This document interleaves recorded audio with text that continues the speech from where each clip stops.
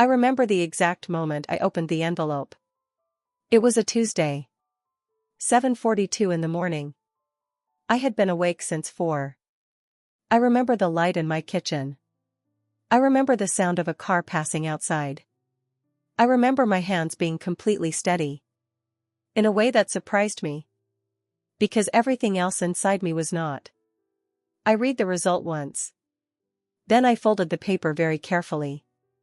And put it back in the envelope. Then I sat there for a long time. Not because I was shocked. Because I wasn't. That was the part that undid me. Not the result. But the fact that when I finally held the truth in my hands. After 31 years of living with a lie. Some part of me had already known. My name is Lily. And I want to tell you about the 31 years. That led to that Tuesday morning. Because the DNA test was not the story. The story was everything that made me take it. Every meal. Every birthday. Every photograph. Every moment that told me, without words, that I was something different in my own family. This is that story. All of it. From the beginning. Welcome to Silent Karma. If you're here for the first time, this is a space for people who have spent years feeling like they were standing slightly outside of their own family. Watching through glass. Present but not quite included. Loved, perhaps, but differently. In a way that was never explained. Tonight's story is about Lily. A woman who grew up in a house where the rules were different for her than they were for her brother. Where the love was different. Where the treatment was different. And where no one ever told her why. For 31 years she accepted it. She told herself she was imagining things. She told herself families are complicated. She told herself she was too sensitive. Then one evening her father had a stroke. And in the hospital, in those strange hours, when everything becomes clear, her mother said something she was never supposed to say. And Lily stopped imagining. Get comfortable. This story does not rush. And the ending is not the one you are expecting. I grew up with a brother named Marcus. He was 2 years older than me. He had brown eyes like my father. He had my father's laugh. He had my father's way of walking. That particular confident stride. That I watched and tried to imitate. And never quite managed. The differences started small. So small that I spent years wondering if I was making them up. Marcus had a bicycle when he was 6. Red. With a silver bell. I asked for one when I turned 7. My mother said we couldn't afford it. 3 weeks later Marcus got a new helmet. For the bicycle he already had. At dinner, Marcus was asked about his day. What did he learn? Who did he sit with? What made him laugh? I was asked if I had finished my homework. At Christmas, Marcus received the thing he had asked for. Every year. Without fail. I received something useful. School supplies. Socks. A dictionary 1 year. When I was 9 years old. I remember holding it and trying to look grateful. While Marcus tore open a remote control car. And my parents clapped. I told myself, this is just how things are. Boys need more. Boys are louder about what they want. I told myself so many things. But there was one thing I could never explain away. Every year, on my birthday, my mother baked a cake. It was always the same cake. Plain vanilla. No decoration. She would write my name in the icing. And that was it. For Marcus's birthday, she baked whatever he requested. Chocolate with 3 layers. Lemon with raspberries. 1 year she spent 2 days making a cake. Shaped like a football stadium. I turned 31 eating plain vanilla. I didn't say anything. I hadn't said anything in 31 years. I was very good at not saying anything. My father was not a bad man. I need to say that first. He worked hard. He provided.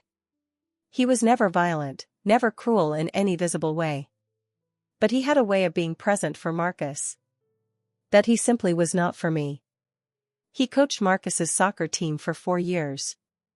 He drove him to practice twice a week. He attended every match.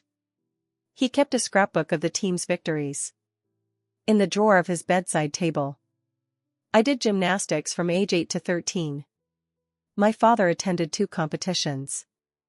Both times he left before the end. I remember once, I was 10. I won a small trophy at a regional competition. Bronze. 3rd place.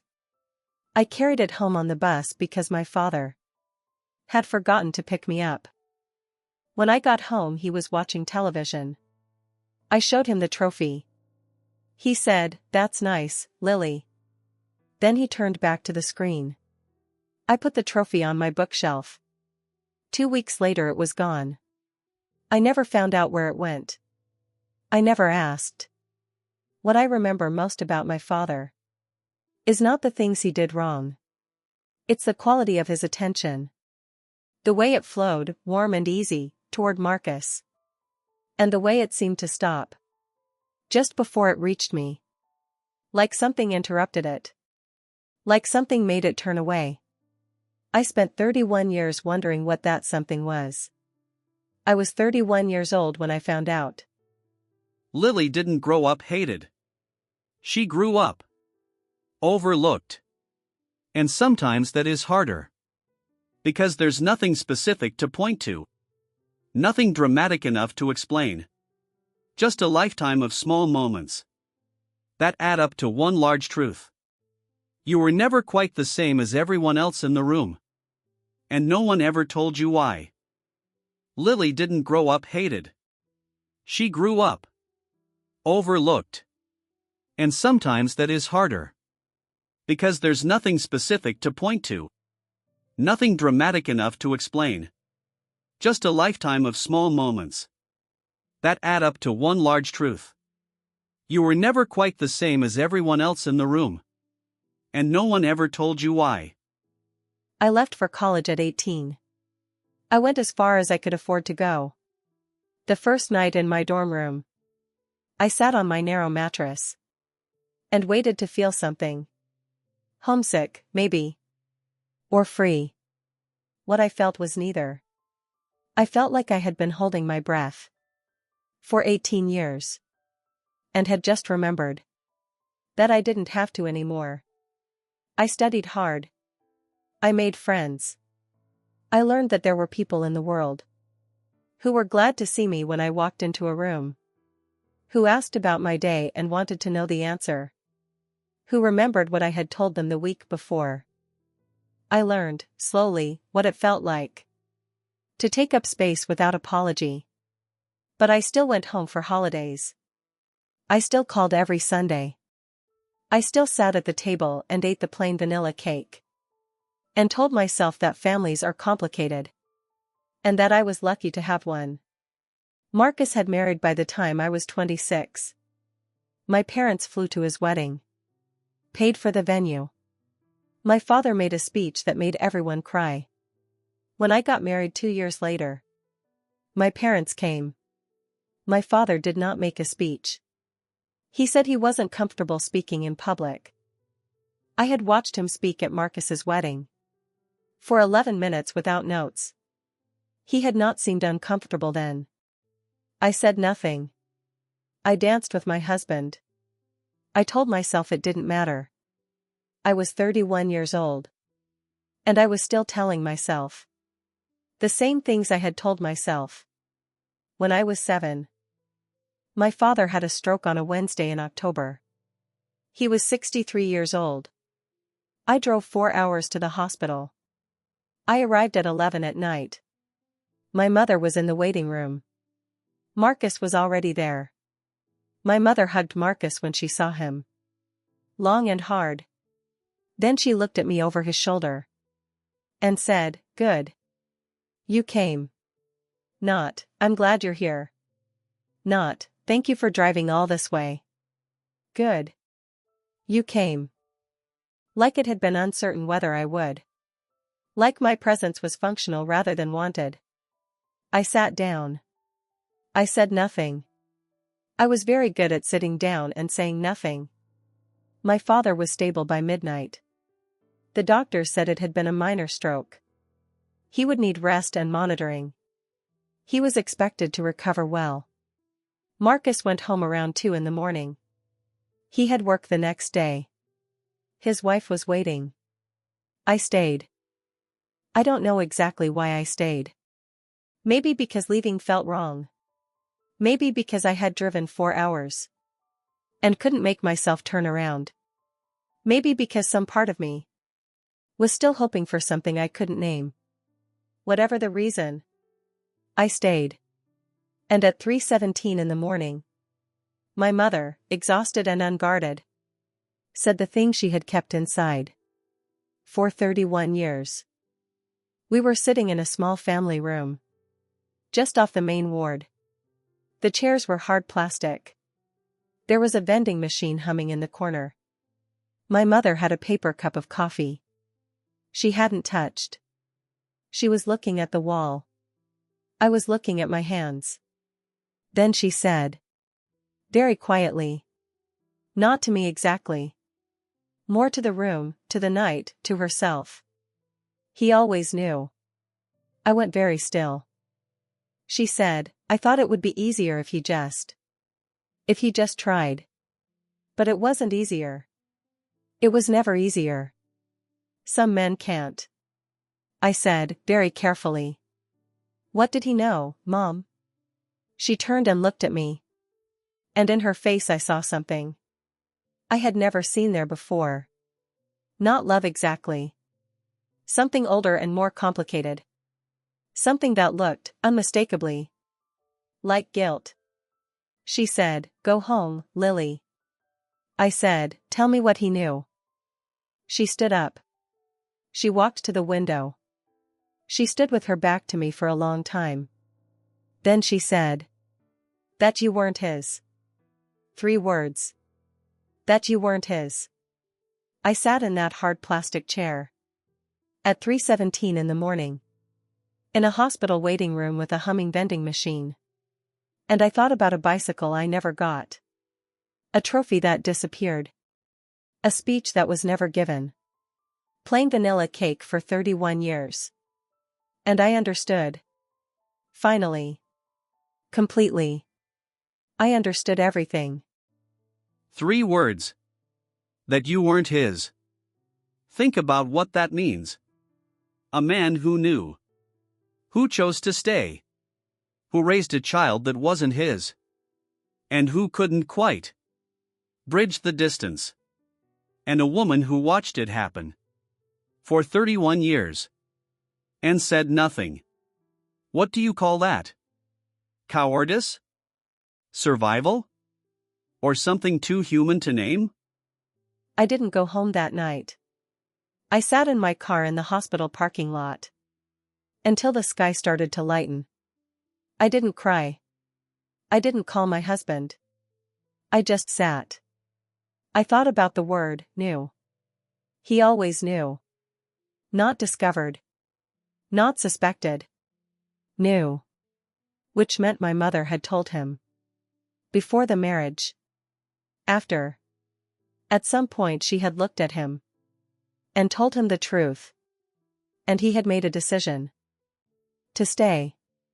To give me his name. To be, in every legal and official sense, my father. And to spend 31 years. Unable to close the gap between that decision. And whatever he actually felt. I thought about him in the hospital bed. 63 years old. Tubes in his arm. The scrapbook of Marcus's soccer victories. In his bedside drawer at home. I didn't feel what I expected to feel. I expected anger. I had spent 31 years with slow, quiet anger. That I didn't even recognize as anger. Because it had been there so long. It just felt like the texture of things. What I felt instead was something closer to Release. Like a question I had been carrying in my chest since I was 7 years old. Had just been answered. Not well. Not kindly. But answered. And there was something almost like relief in that. Even as everything else inside me was still catching up.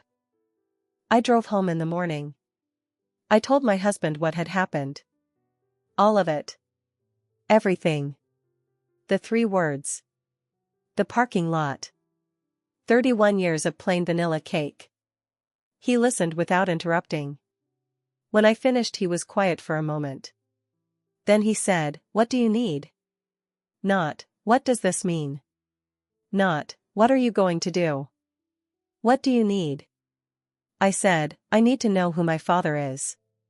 He said, "Then let's find out." I ordered the test that afternoon.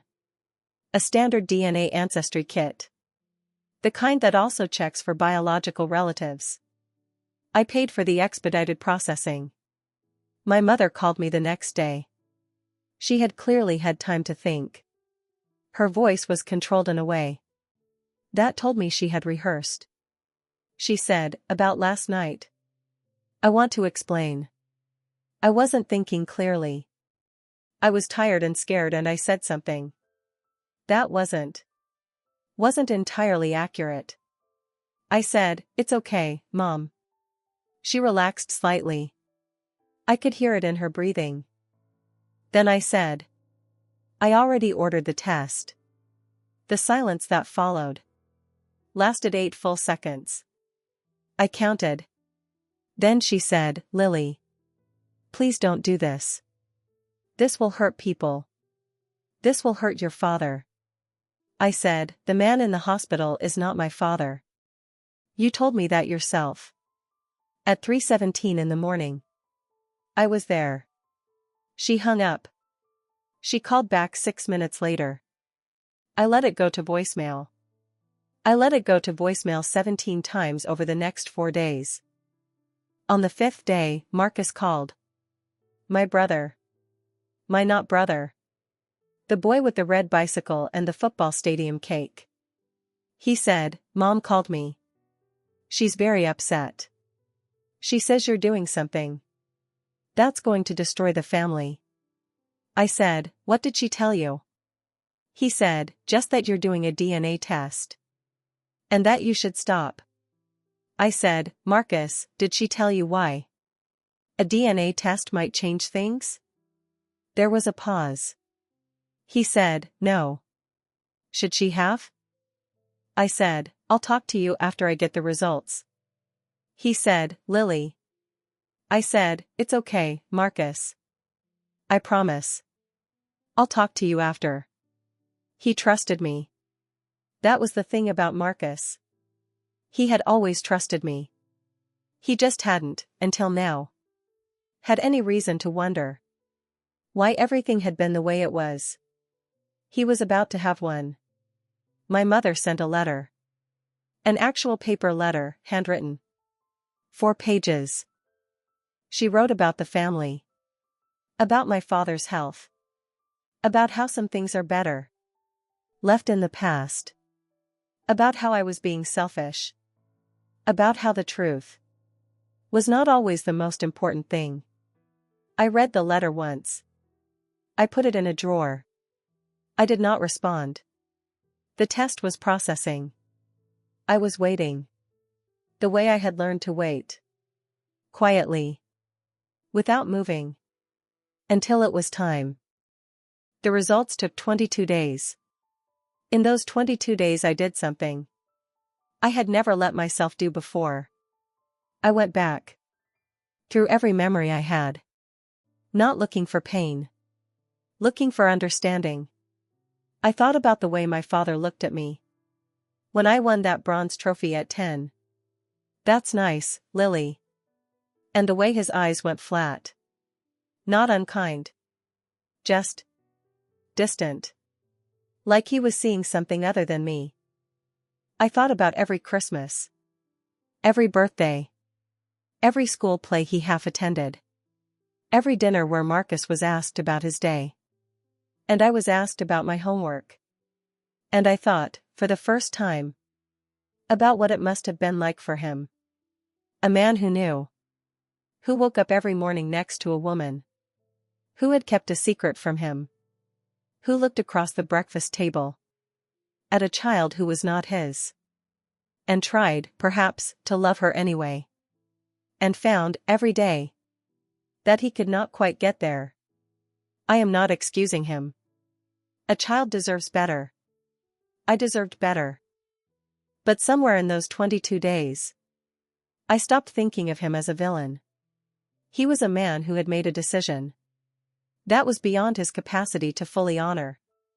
And he had carried that failure quietly for 31 years. That is not something I can admire. But it is something I can understand. Almost. The envelope arrived on a Tuesday. 7:42 in the morning. I had been awake since 4. I had made coffee and not drunk it. I had sat at the kitchen table and watched the light change in the room. When I heard the mail slot, I didn't move immediately. I sat for another few minutes. Then I got up. I picked up the envelope. I carried it back to the kitchen table. I sat down. I held it for a moment. The kitchen was quiet. My husband was still asleep. Outside a car passed. A bird made a sound.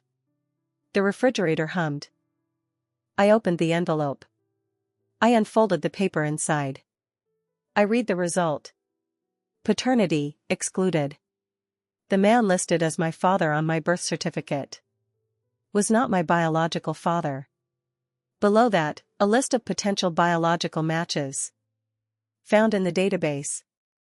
One match at 48.7%. Category, possible parent or half-sibling. I stared at that number for a long time. 48.7. Then I folded the paper, put it back in the envelope, and sat. Not because I was shocked. Because I wasn't. I had known. In the way that bodies know things before minds allow them to. In the way that children know things they have no language for yet. I had known since I was 7 years old. Watching my sister eat strawberries. I had known at 10 carrying a trophy home on a bus. I had known at 31 eating plain vanilla cake. I had always known. I had just never been allowed to know that I knew. There was a match in the database. 48.7%. Possible parent or half-sibling. One name. And here is where the story becomes something Lily never anticipated. Because the name she found was not a stranger. It was someone she already knew. I opened the DNA platform on my laptop. I logged into my account. I looked at the match. The profile was semi-private. No photo. No full name listed. Just a username and a location, same state as me. 48.7%. Possible parent. Or half-sibling. I sent a message. Short. Careful. No assumptions. I said I had recently received DNA results. That showed a significant match. And I was trying to understand what it meant. I asked if they would be willing to speak. The reply came the next morning. It said, "I think I know who you are. I've been wondering if this day would come. For a very long time. My name is Carol. I was your mother's closest friend. From the ages of 19 to 26. We had a falling out. We lost touch. There are things I know that I think you deserve to know too. Can we meet?" I read that message 4 times. Not a parent. Not a half-sibling. My mother's closest friend. Someone who had disappeared from her life before I was born. Someone who, at 48.7%, shared half my DNA. I thought about what that meant. I thought about the only combination of relationships that could produce a 48.7% match. With my mother's former best friend. And then I understood the second secret. The one underneath the first. The one that explained. Not just who my father was. But why my mother had made the choices she had made. And why she had been so desperate. For me never to find out. We met at a cafe 2 weeks later. I arrived first. I chose a table in the back corner. I ordered tea and didn't drink it. Carol walked in at exactly the agreed time. She was in her early 60s. Neat. Composed. Dark eyes. She saw me and stopped. Just for a moment. Then she walked over and sat across from me. She said, "You look like him." I said, "Like who?" She said, "My brother." And there it was. The 48.7%. Not a parent. An aunt. Carol was my aunt. Her brother was my biological father. Her brother, whose name was Daniel, had been in love with my mother. When they were both 24 years old. My mother had been in love with him too. But Daniel had been married. Not happily. But married. When my mother discovered she was pregnant, Daniel had asked her to wait. He said he was going to leave his wife. He said he wanted to be there. My mother didn't wait. She met my father, the man I grew up with. 6 weeks later. She married him inside of a year. She told Daniel the baby wasn't his. She told him to move on. She never spoke to Carol again. Carol said, Daniel always wondered. He died 4 years ago. Heart failure. He was 58. He never knew for certain. But he wondered his whole life. I sat across from my aunt. The aunt I had never known I had. And I thought about a man named Daniel. Who had wondered his whole life. And died not knowing. He was 4 years dead. He had left the database to his sister. She had uploaded his sample. Because she had always wanted to know too. She looked at me and said, "I'm glad you found me. He would have wanted this. He would have wanted you to know." The biological father was already dead. He never knew for certain. He died wondering. But he had left something behind. A sister who uploaded his DNA. Because she believed that truth finds its way eventually. And a daughter who finally got to know where she came from. Even if it was 31 years too late. For him. I drove to my parents' house on a Saturday. I called ahead. My mother answered and said, "Are you coming to apologize?" I said, "I'm coming to talk." She was in the kitchen when I arrived. My father, the man I had called my father, was in the living room. He was recovering from the stroke. He looked smaller than I remembered. Older. He looked up when I came in. For a moment we just looked at each other. Then he said, "Lily." Just my name. Nothing else. I said, "Hello." Then I went to the kitchen. My mother was washing dishes. Her back to me. The way she had stood at the hospital window. I sat at the kitchen table. I told her everything. Carol. Daniel. The 48.7%. The cafe. What Carol had told me. My mother stopped washing dishes. About halfway through. She stood with her hands in the water. And didn't move. When I finished she said, "Carol had no right." I said, "She had every right. He was her brother. He died not knowing if he had a child. She had every right." My mother turned around. Her face was composed. Controlled. The way it always was. She said, "I made the best decision I could. With what I had." I said, "I know." She looked surprised. I said, "I'm not here to punish you. I'm not here to undo anything. I'm here because I spent 31 years. thinking there was something wrong with me. And I needed you to know that. And I needed to say it out loud. In this kitchen. So that it was real. She sat down across from me. She looked at her hands on the table.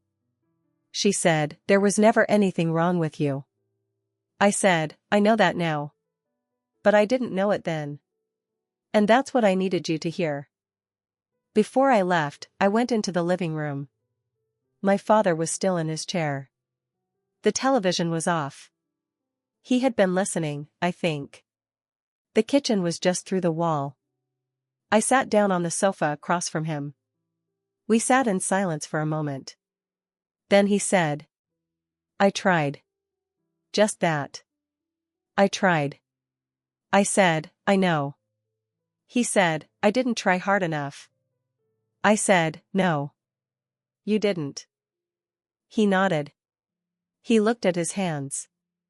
The same hands that had kept a scrapbook of Marcus's soccer victories. The same hands that had forgotten to pick me up from a gymnastics competition when I was 10 years old. He said, "I'm sorry, Lily." I sat with that for a moment. 2 words from a man who had never in 31 years said them to me directly. I said, "I hear you." Not, "It's okay." Not, "I forgive you." Just, "I hear you." Because that was what was true. I heard him. And that was enough for that day. I stood up. I put on my coat. I said goodbye to my mother in the kitchen. She didn't hug me. But she looked at me differently. Like something between us had shifted into a shape that was at least more honest than what it had been before. I told Marcus the following week. In person. At a park near his house. We walked while I talked. I had learned, somewhere along the way, that hard conversations are easier in motion. He listened to everything. The hospital. The 3 words. The test. Carol. Daniel. When I finished, he was quiet for a long time. We walked in silence for a full minute. Then he said, "I didn't know." I said, "I know you didn't." He said, "I didn't know any of it. The bicycle. The cake. The trophy. I didn't know they gave you different cakes. I didn't know you carried a trophy home on a bus. I was just living in my life. I didn't see it." I said, "You were a child. Children don't see everything." He stopped walking. He turned to face me. He said, "You're my sister. Whatever any test says. You are my sister. And I'm sorry I didn't see it. I'm sorry every single day I didn't see it." I looked at him. The boy with the red bicycle. The football stadium cake. My not brother who was my brother. I said, "You're seeing it now." He said, "Yes. I am." We kept walking. It was a cold afternoon. The leaves were almost gone from the trees. We walked for another hour. And talked about everything. Childhood memories, our parents, what came next. The way you talk. When something has been cleared away. And the air between 2 people is suddenly, unexpectedly, cleaner.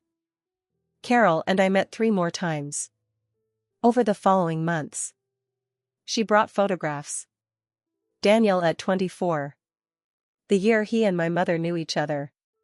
He was tall. Dark-haired. He had a particular way of standing. With his weight slightly forward. That I recognized immediately. Because I stand the same way. She told me about him. Who he was. How he lived. He had left his first wife 2 years after my mother married. He had met someone else. Had 2 sons. Had built a good life.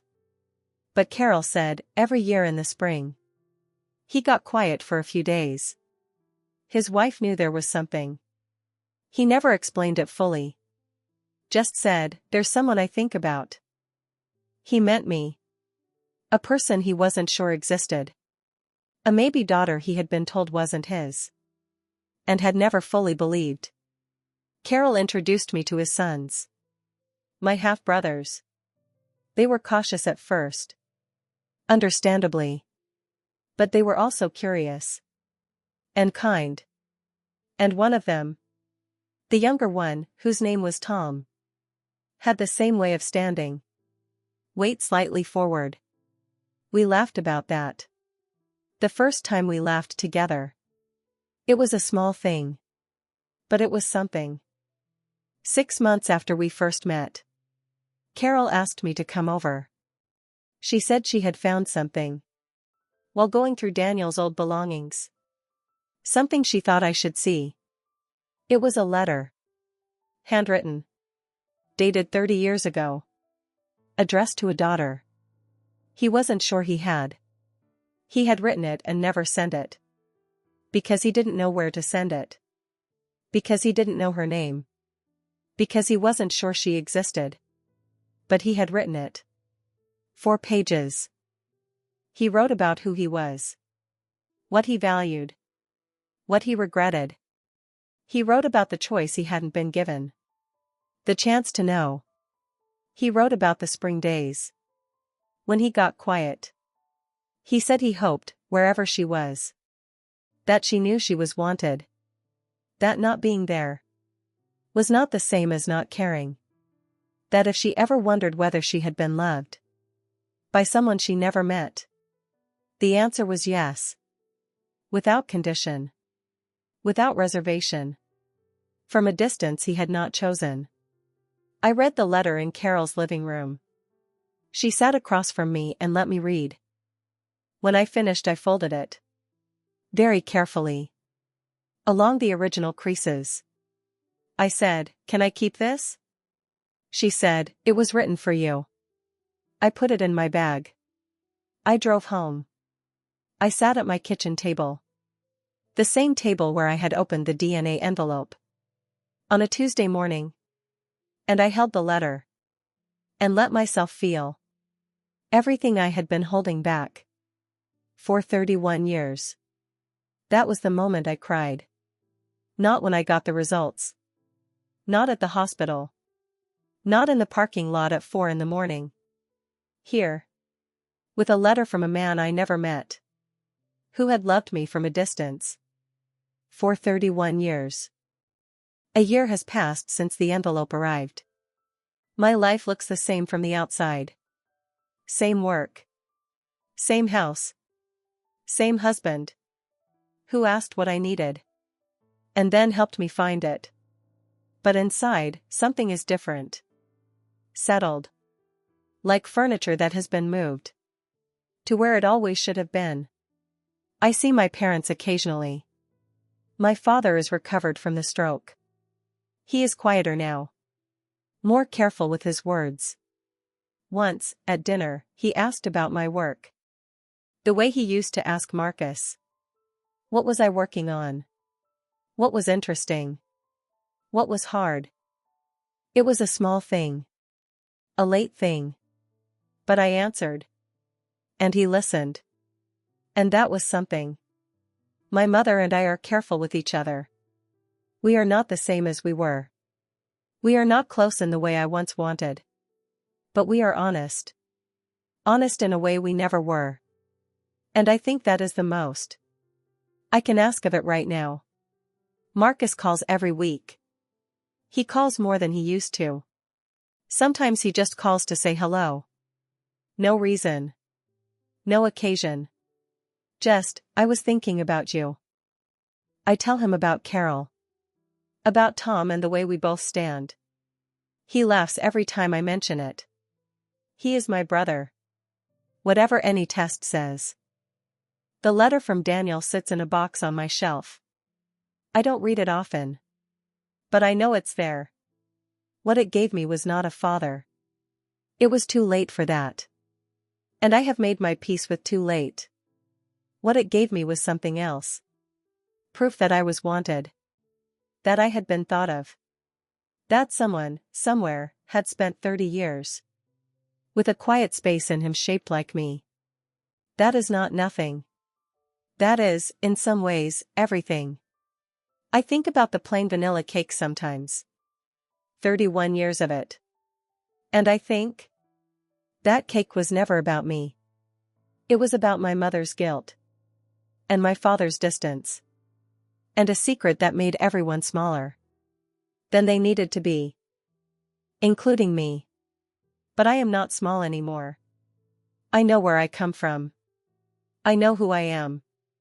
I know that the truth, however long it takes to arrive, is always worth carrying. Even when it arrives in a plain white envelope. On a Tuesday morning. At 7:42. Lily still has the letter. She still has Carol. She still has Marcus, who calls on Sundays now. Without reason and without occasion. She still stands with her weight slightly forward. So does Tom. They laugh about it every time they see each other. She does not eat plain vanilla cake anymore. On her last birthday, she baked herself exactly what she wanted. Chocolate with 3 layers. She ate it alone at her kitchen table. And it was, without question, the best birthday she had ever had. The truth arrives when it arrives. Sometimes it is late. Sometimes it changes everything. Sometimes it only changes the story you tell yourself about yourself. But that story matters. More than anything else. It is the one you live inside.